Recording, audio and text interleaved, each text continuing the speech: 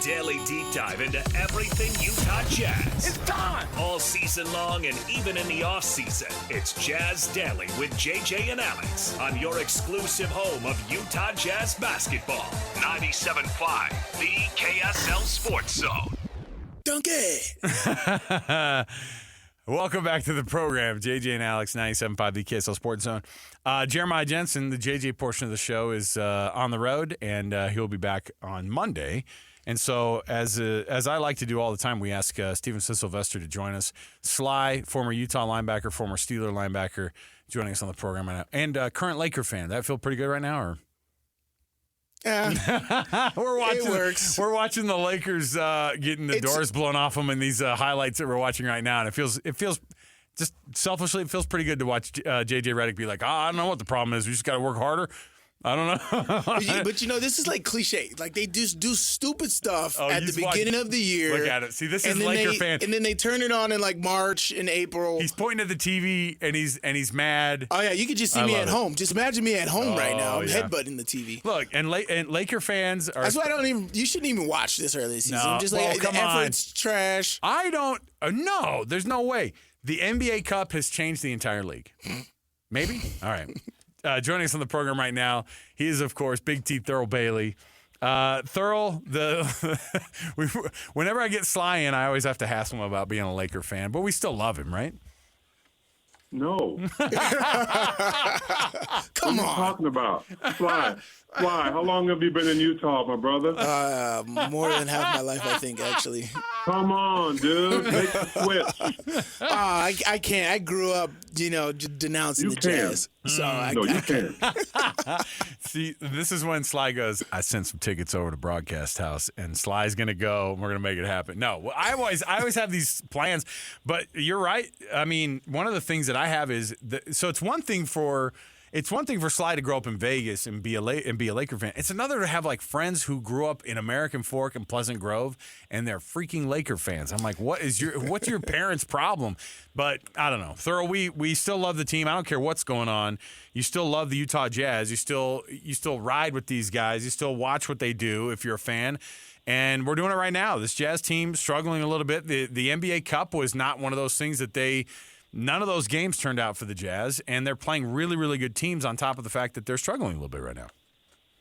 Yeah, they are. And look, I mean, you just talked about loyalty, and Sly, I get it. I mean, you're a loyal fan, and the Jazz Nation fans understand the journey that the Jazz are going through right now. There's no secret. This is a young club, one of the youngest clubs in the league. And we're just trying to get to a point where we can be like the team that just ran us out of the gym the other day in Oklahoma City. That is a really good team, a really good and hungry team, even with some of their stars, Chet Holmgren injured. But the defense I saw them put on the Jazz the other night, which they do every single night, is something that is so rare in this league because it's 48 minutes of just pressure. And, when they can make you cough up the ball 29 times. Yeah, oh yeah. And they score 45 points off of that. You can't win games that way. But yeah, I mean, I try to look at some positive things. There's some positive growth going on with the Jazz right now. You may not be able to see it in games like that, but you got to be patient. Got to be patient. You got to be a true fan. As loyal as Sly is to the Lakers. Yeah. You got to be patient and hope that in the next 2 or 3 years that you can get to the point where you can at least get in the playoffs and be at that level. Yeah, I mean, where you get your loyalties or where it grows from, where your fandom comes from. Like me as a kid, my mom was a Lakers fan, and she put me on when I was starting to understand sports. So that's just how that started. And then, of course, football. I grew up a Cowboys fan. Now I'm a Steelers fan because I played for the Steelers. Thurl, Jazz fan because he played for the Giants. Oh my God! Right? I mean, how you grow your fandom is kind of crazy. I tend to think that even if Thurl didn't play for the Jazz, he'd be a big Jazz fan right now. That's where I'm at, Thurl. With that. Speaking of guys who've had positive, the things where I'm looking at positive, kind of impacts of the year. I've really loved what Walker Kessler has done this season compared to what not just I think people expected of him last year, but I think what people were expecting of him this year and kind of the level of what maybe some of that worry was as to what year 3 Walker was going to look like. And yeah, they get beat up pretty bad by maybe the best team in the West on, the other night. And they have one of the worst they had the record-setting worst turnover half in the history of the game, which is wild. But Walker Kessler goes 17-11, and I feel like he just keeps getting better a little bit every night. What are the things that he's learning now in year 3? And I know that people were worried about him a little bit. Well, I love that kid. I think that maybe what the expectations were when he came in as a rookie, nobody really knew, right? But then he surprised a lot of us just by coming out and establishing himself on the defensive end, obviously, and becoming one of the best shot blockers in the league, and still kind of unpolished, right, offensively, right. Not knowing what you're going to get from him. But in today's NBA, I think he has figured it out. Kind of had a down year last year. He would tell you this. And he had some injuries towards the end of the season. But I think the one thing that was really glaring for him was not even the physical part of the game, but more so the mental part, the psychological part, the part where you don't beat yourself up too much. And he was doing a lot of that last year. And so if you watch Walker Kessler prepare for a game now, I mean, he's uber focused. Right, he is uber focused. He was kind of a kid in his rookie season, real playful. He has some of that still when he's away from the game, a lot of that actually. But when you're on that court, and Sly will tell you, same with the football field, you're a different person. You have to be to be able to compete every night at that level. Right.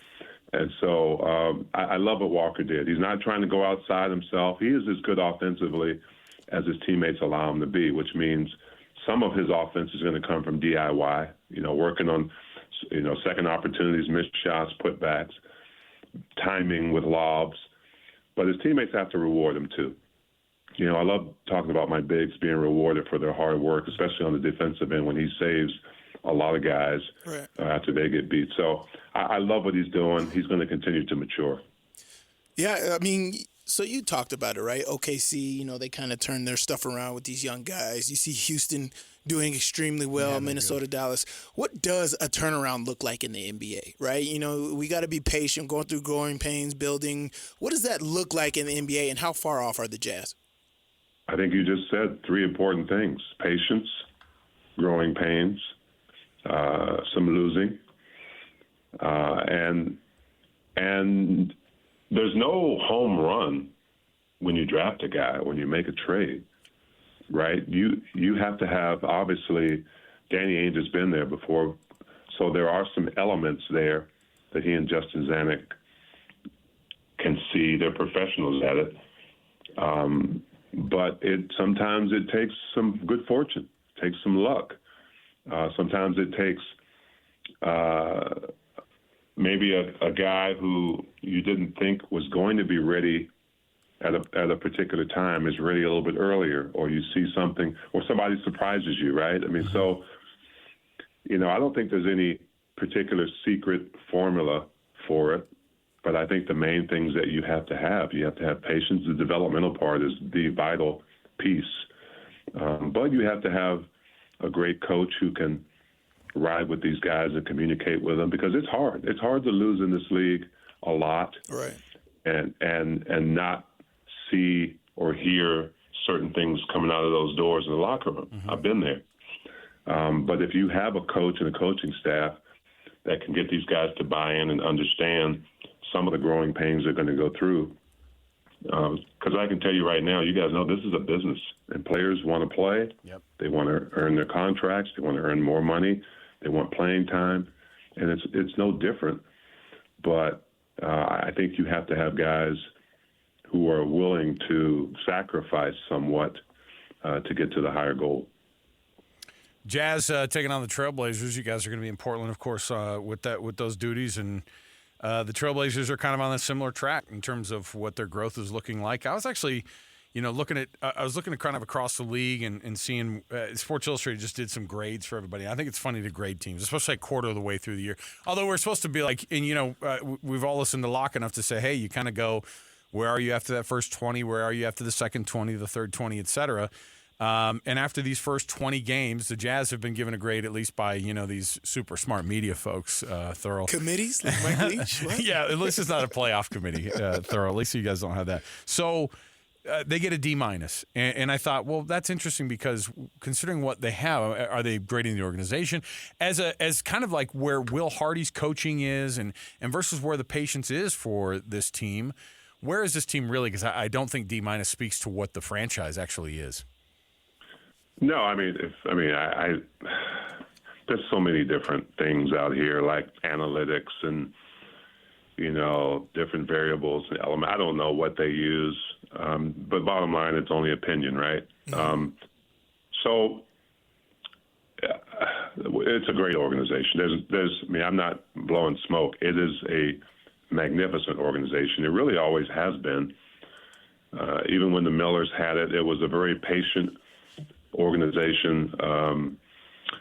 And when you talk about being just being in a place where the community loves the team and they understand the game of basketball, but loyalty, I think, is the number one thing. And so, yeah, I mean, I don't get into grades as much, but I do know that you will not find a better and more excited owner right now of a professional team than Ryan Smith and his wife. And so when you look at the organization and the transition that it's gone through, it's still going through a transitional period, I think. And the bottom line is everybody wants that same goal, right? You want to win a title, and there's certain things you have to go through to do that, and a lot of them ain't good. And so when I say that, I mean, you're going to go through some tough times that you're going to question, players that may not work out, players that surprise you. So, yeah, I mean, I've been a part of this organization as a player and as a broadcaster for over 30-something years now. And so I've seen a lot. I've seen the people that have come in and out. I've been traded and have come back, and I've seen the changes, and I've seen a lot. I've seen the diversity that's happened over the past few years. So, yeah, I definitely wouldn't go that low. But, there are going to be haters out there. There are going to be people who still look at Utah as this small market and never going to have the opportunity to win a ring. And I'm excited to get to the point where, we can turn to those people and say, how you like me now? All right. I wanted to get your opinion on this as a player, and then, of course, as the league, when you retired, watching the league and to where it is now on the NBA Cup. Being integrated last year. What is your opinions on it? Do you think the intensity has increased from implementing it, and how have the players received it? Because at first, I believe last year there was a lot of people who were against it, and then playing it, there was some excitement last year, and then this year coming out. What is your opinion on the NBA Cup and that being implemented during the season? Good question, Sly. First of all, I ran the Retired Players Association for about 9 years, and we used to be able to sit down at all of our meetings in the summer, All-Star Weekend, with Adam Silver, and he would give us kind of a forecast, if you will, State of the Union, if you will. And at one point in one of these meetings a few years ago, the possibility of trying to implement something like this came up. And I remember the board, we were sitting in the room, everybody was really excited, like, okay, this is different. And Adam Silver, I think, has been amazingly creative, because a lot of people didn't really like the play-in at first. And the play-in is amazing. Amazing, right? Yeah. right? I mean, you look at, what has kind of motivated some of these teams now to play and to play hard. And I think this is another way, the cup game. Cup game is not a new concept, right? It happens in football meaning soccer in Europe, happens in basketball in foreign places. So it's not a new, I think what it does, and Sly, you can contest to this, if you put a possibility to win some kind of a championship in front of me and I'm an athlete, okay. We can win this? Right. Absolutely. I mean, so the athletes, I believe, love it. And it's still kind of in its infancy, right? Mm-hmm. So it has to catch on. But I think this year, you watched the Lakers do it last year. It's a championship. It's something to put on your resume. So I believe that it's going to be a great thing in the long run for these players, for the teams in the league, and for the fans as well. I think even mostly for the fans. Thurl Bailey, of course, joining us here on the program as he does every Thursday as the Jazz get ready for their next matchup against the Trailblazers. I was watching this podcast. I write down questions and I'm like, I'm going to ask Thurl this. So forgive me if it's a little bit just kind of out of the blue, but B.J. Armstrong, of course, who played on those championship Bulls teams and, kind of that consummate shooter, one of those guys that you just were those awesome role players on those Bulls teams. He got onto one of these podcasts. This is a back and forth about, the mid-range game versus where the three-pointers are at. And he's like, I hate that any person that I talk to that's involved at the league level that are GMs and even like, these high-level coaches are like, we are only going to shoot corner threes. It was even not just for three-pointers. It was corner threes and then dunks. Like, give us all those. And he's like, and I'm just sad that but the reality is the best players in this game, even right now, are great mid-range shooters. Where is the state of shooting the NBA, Thurl? And do you look at it and say, and we've seen Jazz teams that have had these, thoughts like, hey, we're going to take that three-pointer because we're really good at it. And the metrics bear out that it's good for us to shoot this three. But what's the state of basketball when the mid-range game is just kind of disappearing? This is where sometimes I butt heads with David Locke and analytics. They're useful, don't get me wrong. But you're with BJ on this. I'm not. Okay. No, I am. I mean, I think that if a player has developed a mid-range game, why wouldn't you use that? It's one of the most dangerous shots in the league. Now, maybe analytics say a lot of guys haven't been taught it well enough. But, I don't – see, I just think the game has evolved to a point where the numbers are overriding the potential of players. And so you have to be convinced, unless you're a Devin Booker, or players who have made a living on it, even a Kevin Durant type player who's already established himself. I think that most coaches are looking at, how many post-ups do you see in the league anymore? Yeah. Right? I mean, coaches just aren't teaching that. You don't see a lot of the mid-range action in college as much as you do the downhill to the hoop and the three-point shot. I like the shot. I have a son that's, he's playing overseas now, Brendan, and that's one of the strengths of his game. He can shoot threes, he can get to the basket, but, if there's a defender waiting for him in the post, he gets past the first defender. Why not be able to pull up in that space and knock it down? So, I'm with BJ. It's interesting because I think that, from a watching standpoint, obviously dunks and three-pointers are fun, but you know what? Like, don't you want to see the rest of the court used? Don't you want to see, what guys can do? And it is kind of interesting, too, because you talk about the bigs, and now what do we say an awesome big is? A guy who's 7'1" who gets out on the wing and shoots, and it's never been the thing. And that's it's great. It's what makes Lauri Markkanen the unicorn that he is. It's what makes Kyle Filipowski a fascinating prospect, right? But It is interesting because it's like, yeah, pulling up at the elbow. How dare you?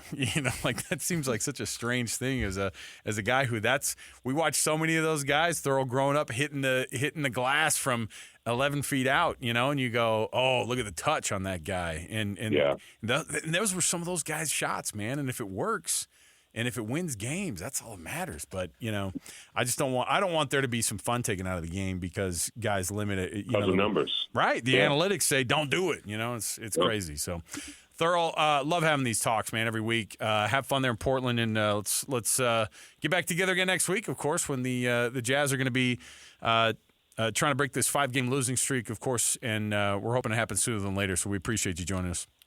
All right, man. Keep working on Sly, will you? Yeah. Thanks, Thurl. I'll get his mom to ask him those questions. See you guys. Yeah, see you, Thurl.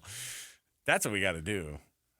We got to call your mom and be like, "Hey, listen, I know he's been a Laker fan his whole life. He lives here now. We're just wondering if we think you're gonna get my mom." I actually want to. I actually want you to call. Let's. She's gonna be on next week. We gotta have that conversation. She's worse than I am. Could we